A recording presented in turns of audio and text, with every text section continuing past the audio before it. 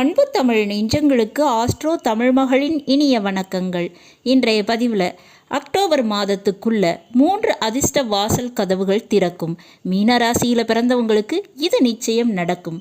பதிவினை முழுமையாக பாருங்க. பதிவு பிடிச்சிருந்தால் லைக் பண்ணி கமெண்ட் பண்ணி மற்ற நண்பர்கள் உறவினர்கள் பயன்பெற அவங்களுக்கும் ஷேர் பண்ண மறந்துடாதீங்க. இதுவரை நம்முடைய ஆஸ்ட்ரோ தமிழ் மகள் சேனலை சப்ஸ்கிரைப் பண்ணாத நண்பர்கள் சப்ஸ்கிரைப் பண்ணி கூடவே தெரிகிற பெல் ஐக்கானை கிளிக் பண்ணி ஆல் ஆப்ஷன்ஸும் செலக்ட் பண்ணி வச்சுக்கோங்க. ஏற்கனவே நம்முடைய ஆஸ்ட்ரோ தமிழ் மகள் சேனலில் மீன ராசியில் பிறந்த நண்பர்களுக்காக குரு பயிற்சி பலன்கள் மற்றும் சனி வக்ர பயிற்சி பலன்கள் பதிவு செஞ்சாச்சு. பதிவினை இதுவரை பார்க்காத நண்பர்கள் சேனலில் போய் பார்த்து தெரிஞ்சுக்கோங்க. டிஸ்கிரிப்ஷன்லேயும் லிங்க் கொடுத்துருக்கேன், பார்த்து பயனடைஞ்சுக்கிடலாம். மீன ராசியில் பிறந்த நண்பர்களே, உங்களுடைய ராசியில் ஜென்மத்தில் ராகு இருக்கார், 7ஆம் வீட்டில் கேது இருக்கார்.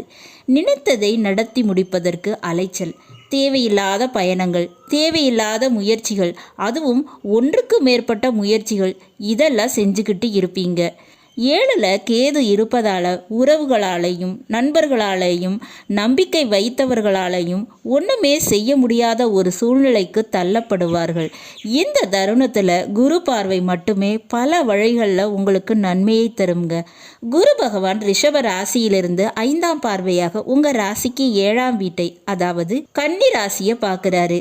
அதன் ரீதியாக முதல்ல திருமணத்திற்குரிய கதவுகள் திறக்குங்க. கண்டிப்பாக திருமண யோகம் கிடைப்பதற்குரிய சாத்தியக்கூறுகள் அதிகமாக இருக்கும். வரன் அமையும். வாழ்க்கை துணையுடன் பிரச்சனை, பிரிவு, சண்டை, சச்சரவு, மன முறிவு இருந்தால் கூட அது மறைவதற்கு வாய்ப்பு இருக்குங்க. மீண்டும் நீங்கள் ஒன்று சேருவீங்க. நண்பர்கள், புதிய உறவுகளால் ஏற்பட்ட துரோகம், சூழ்ச்சி, இவை அனைத்துமே மறையும்.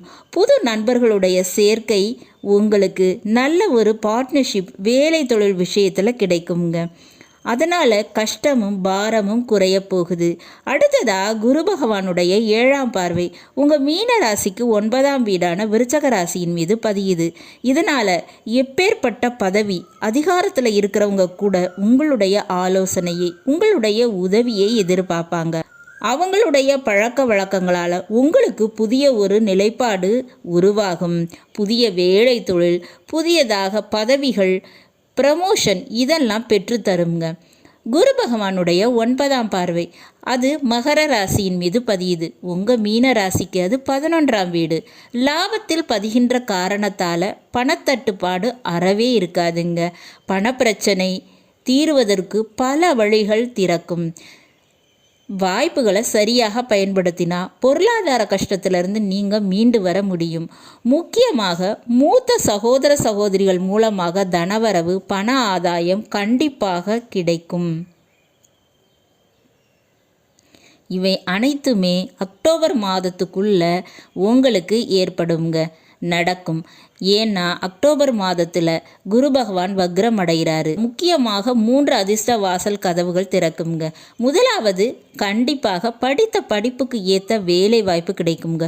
பூர்வீக சொத்து, வரவேண்டிய விஷயம், இதெல்லாம் வந்து சேரும்.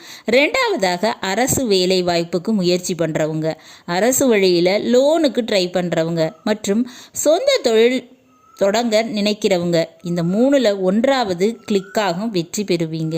3வதாக பார்த்தோம்னா கண்டிப்பாக இந்த மெக்கானிக்கல் இன்ஜினியரிங், எலக்ட்ரிக்கல் இன்ஜினியரிங், இது சம்பந்தமான வேலை தொழிலில் இருக்கிறவங்களுக்கு நல்ல ஒரு எதிர்காலம் இருக்குங்க. நல்ல ஒரு வாய்ப்புகள் கிடைக்கும்.